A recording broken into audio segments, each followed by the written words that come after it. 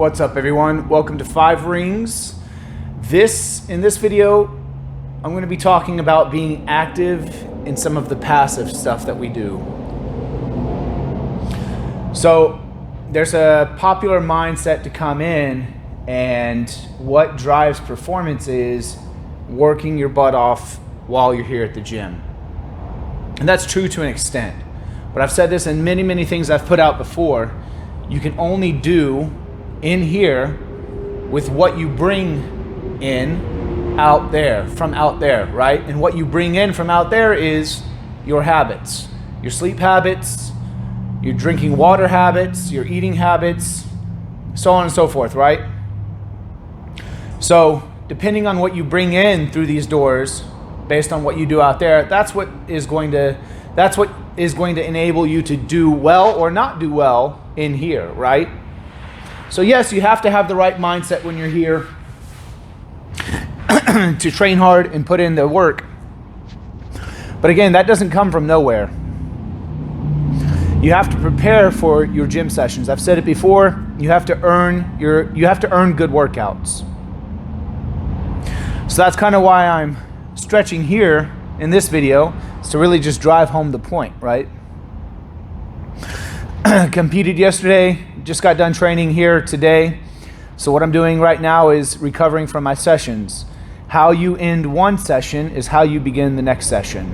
So if you train your butt off one session, and the only thing you do is you walk out the door, you go home, you sit on your couch at home, you just relax, you veg out, and go to sleep.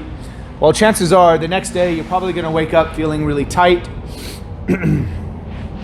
Lots of soreness going on. So you got to ask yourself,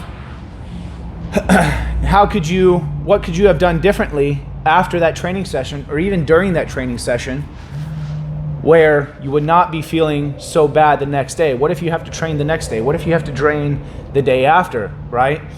A lot of times people feel the worst muscle soreness 2 days after.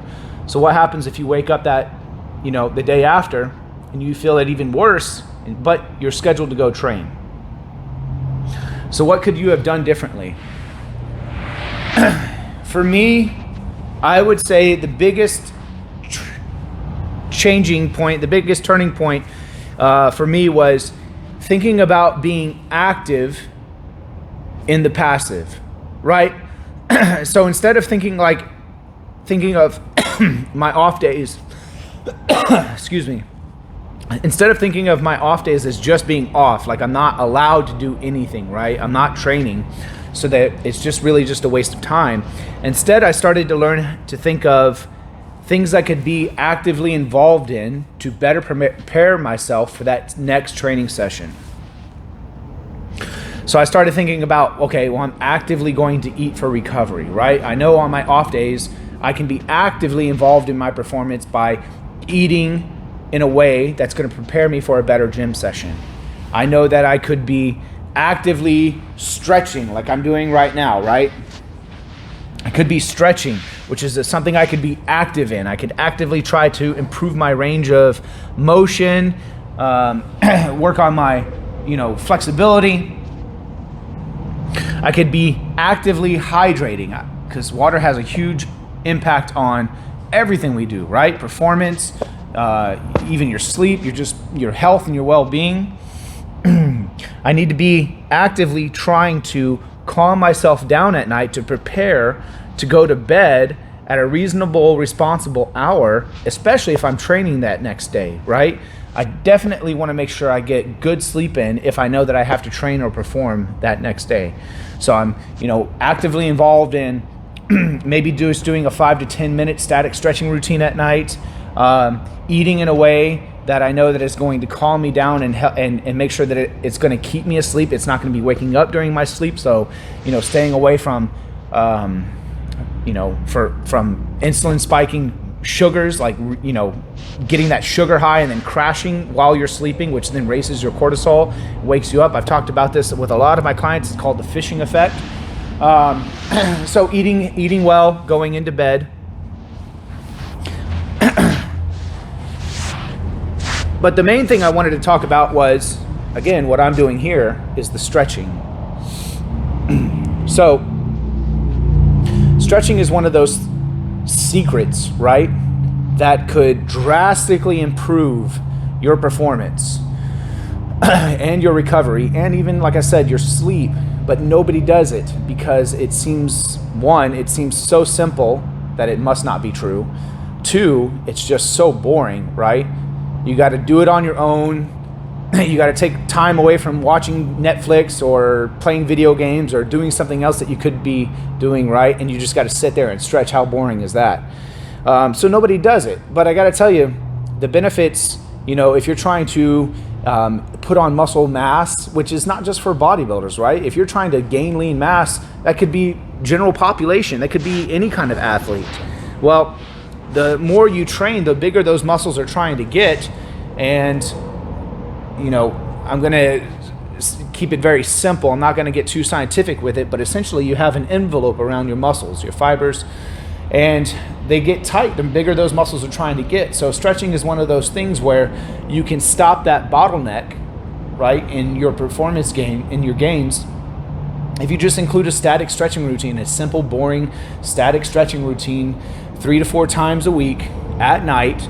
And then you're also going to be helping your body calm down, because stretching like this activates the parasympathetic nervous system, which is just a fancy way of saying that it helps calm your body down, your mind and your body down, and get you ready for sleep a little bit better.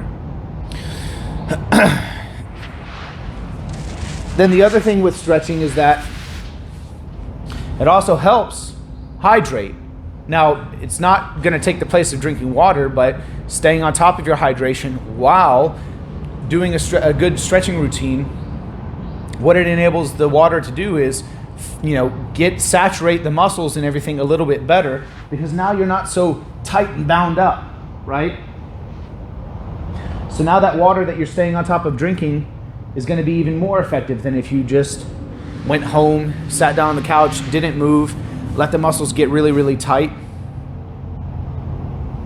And it's going to make sure that you don't have to spend so much warming up. Now, I'm not saying that if you're on top of a stretching routine that you don't have to do any warm-up, but it's definitely going to cut down on the time you feel like you need when coming in, trying to get a session in, and you have to spend 20, 30 minutes just getting loose.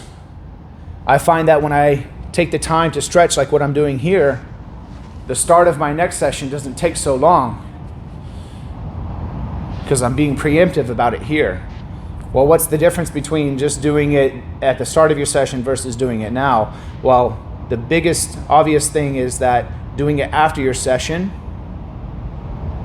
you're going to help boost your recovery from that session, and you're also improving the time it takes to start that next session. So, again, the biggest thing I want you to take away from this session is that your off days don't have to necessarily be off days, right? Start being actively involved in your recovery. Be active in the passive. The more work you put into your recovery, into your off days, your eating, your sleeping, your water, your stretching, your self-care, you're going to walk in these doors with more fire to burn, right? More performance ready to go. And then that's when you apply the mindset that if you want to get better, you got to put the more work in. Now you have more work to give now that you're being active in your passive stuff.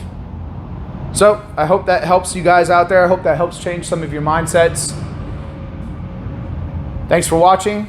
I'll see you in the next one.